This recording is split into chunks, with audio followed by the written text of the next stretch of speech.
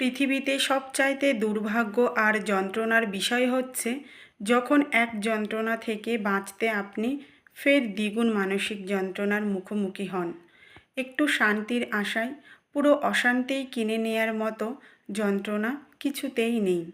আসলে যারা হতভাগা তারা যেখানেই থাক সেখানেই তাদের একরাশ হতাশা এবং দুঃখ ছাড়া আর কিছুই মেলে না।